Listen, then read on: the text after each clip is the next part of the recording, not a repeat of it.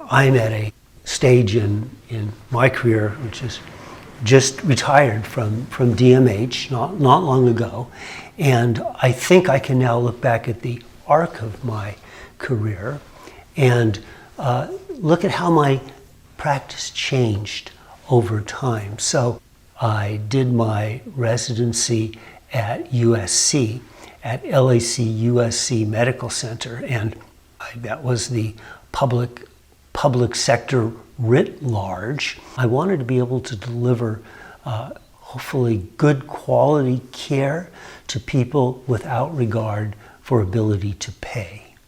And that was something I could do there freely. The second thing is I always had a very deep interest from way back into the structures of society, the social structures, the financial structures, the administrative structures. And by its nature, the public sector is very much a part of that. I could see it, I could look at it, I could see how it operated. And so that's what brought me there. I started off in emergency psychiatry, which is, busiest psychiatric emergency room at that time in the country. And the range of psychopathology was tremendous. The need was tremendous. And it was very exciting.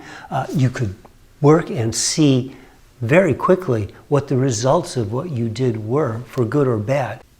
I saw things that I was not happy with and I was concerned about, and ultimately became director of psychiatric emergency services, and then became medical director for the Department of Mental Health.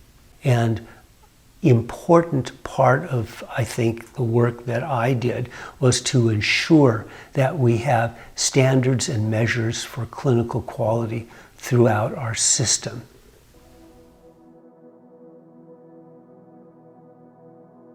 With these recent changes, George Floyd killing, Black Lives Matter, these events made me recognize that racism and its concomitants continue to be dangerous and poisonous to our society, and that we have a responsibility. It's not just not being racist, it's being anti-racist in whatever sphere that we are in. How to be an anti-racist, Ibram Kendi. And I read this and I thought that Kendi had a remarkable insight on how we should formulate our goals. What he said was that focusing on institutional racism, structural racism, systemic racism was vague and unproductive.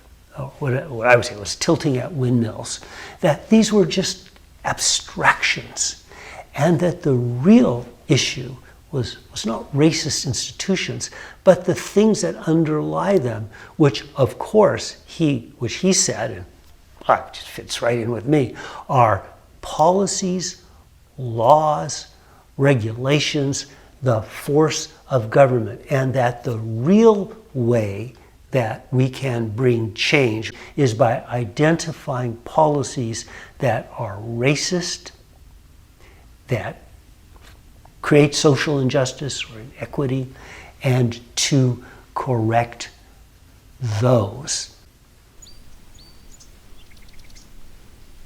I think that part of that is to examine in psychiatry all of our theories, our practices, our teaching, our alliances, our advocacy, and determine what parts of it contribute to social justice and what parts are inimical to it.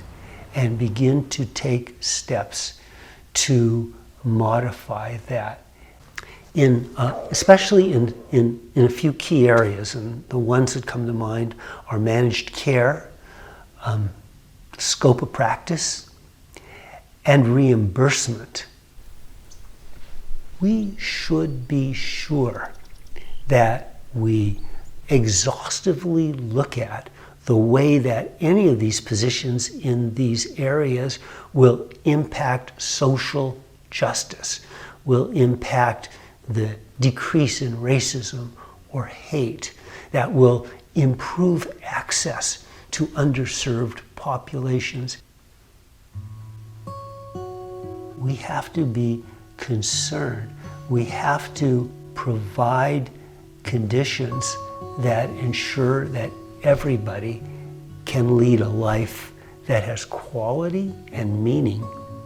And I think that that's one of the things that our work can provide and something we have to do.